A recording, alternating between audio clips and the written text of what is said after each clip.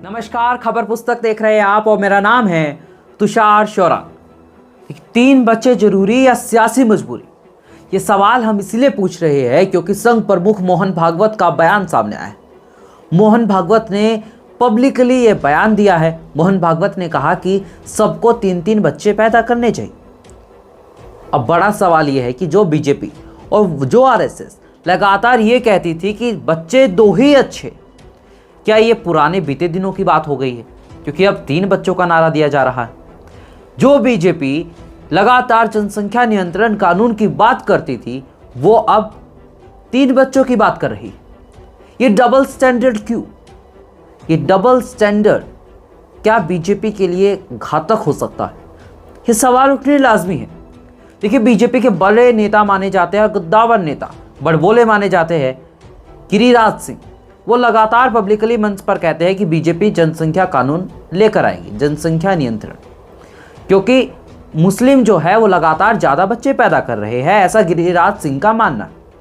लेकिन वही संघ प्रमुख मोहन भागवत का बयान आ गया कि बच्चे 3 ही अच्छे, यानी कि अब 2 से 3 अच्छे। अब ऐसे में बड़ा सवाल ये है कि इसके पीछे की थ्योरी क्या है? इसके पीछे की थ्योरी अब आप जान लीजिए। क्या 3 बच्चों का कोई चुनावी कनेक्शन हो सकता? क्या बच्चों के जन्म से चुनावी फायदा देखा जा रहा? अब वो सारी इंफॉर्मेशन और सारा डेटा हम आपके लिए कलेक्ट कर लाए। देखिए, सबसे पहले आप एक बार ये इंफॉर्मेशन जान लीजिए कि एक लोकसभा सीट पर 10 लाख की आबादी होती है, यानी कि 10 लाख आबादी जिस एरिया में होगी वो एरिया एक लोकसभा क्षेत्र माना जाएगा। वही आपको बता दें, 1971 की जनसंख्या के अनुसार मौजूदा लोकसभा की सदस्यता 543 है। यानी कि अब आप सोचिए, जो आज लोकसभा चल रही है 543 लोकसभा सीटें, वो 1971 की जनसंख्या के आधार पर चल रही है।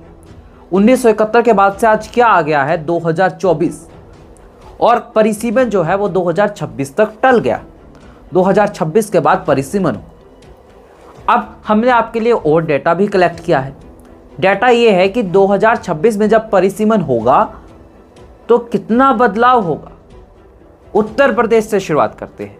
उत्तर प्रदेश 80 लोकसभा सीटें मौजूदा है, लेकिन परिसीमन के बाद 143 लोकसभा सीटें हो जाएगी, बढ़ोतरी 63 सीटों की।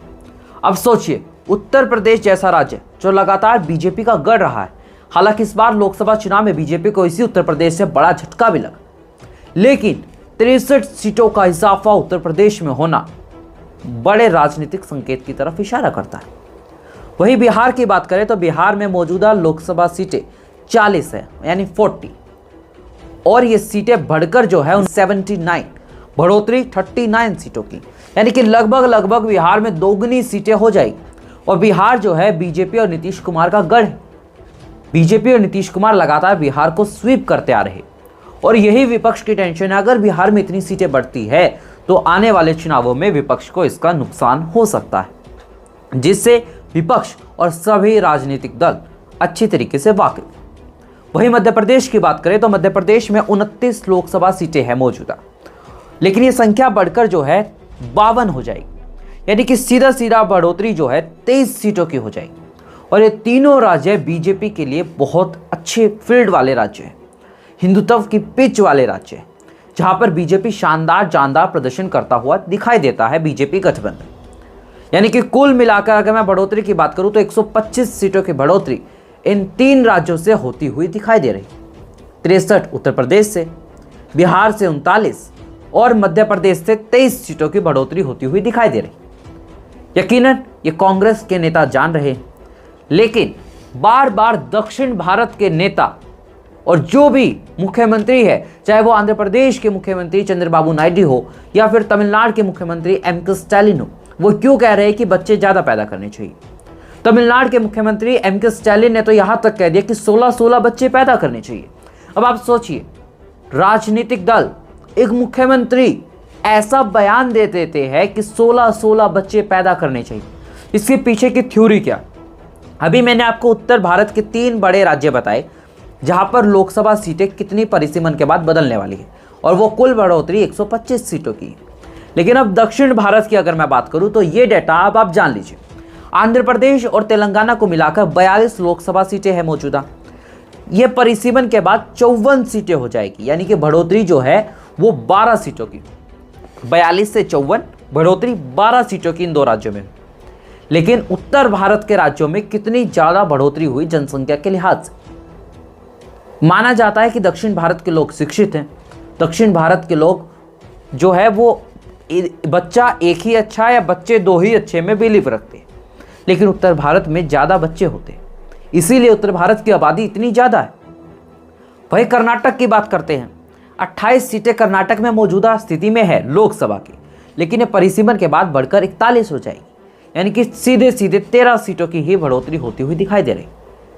लेकिन उत्तर भारत के राज्य जैसे अगर हम बिहार को देखें तो बिहार में 39 सीटों की बढ़ोतरी होती हुई दिखाई दे रही। वही अगर मैं तमिलनाडु की बात करूं तो तमिलनाडु में मौजूदा लोकसभा सीटें जो है वो 39, जबकि वो बढ़कर 49 हो जाएगी, यानी महज 10 सीटों की बढ़ोतरी होती हुई दिखाई दे रही। और कुल इन राज्यों की बढ़ोतरी की मैं बात करूं तो वो 35।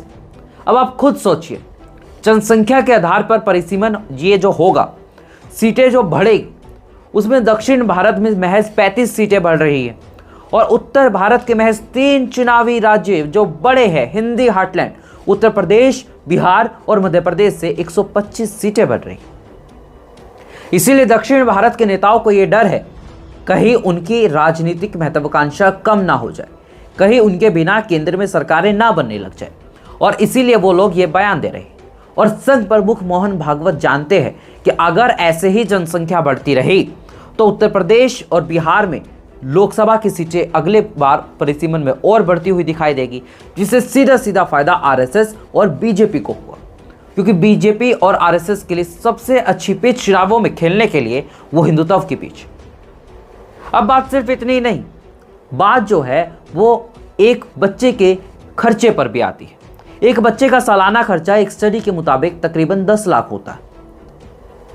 अगर बच्चे 3 पैदा हो गए तो आम आदमी कैसे बच्चों का पेट भरेगा, आम आदमी कैसे बच्चों को पढ़ाएगा, ये सब मुद्दे भी हैं। लेकिन सभी राजनीतिक दल अपनी अपनी रोटियां सेकने में लगे हुए, सबको अपनी अपनी सियासी पिच तैयार करने से मतलब है। आम जनता की कोई नहीं सोचता है, उनको सिर्फ अपने वोट बैंक की पड़ी है, अपने राजनीतिक करियर की पड़ी है। लेकिन सिर्फ जनता के लिए नहीं सोचेंगे, जनता को वोट बैंक के लिए इस्तेमाल करेंगे। ऐसे ही तमाम खबरों के लिए और तमाम विश्लेषण अपडेट्स के लिए देखते रहिए खबर पुस्तक। धन्यवाद।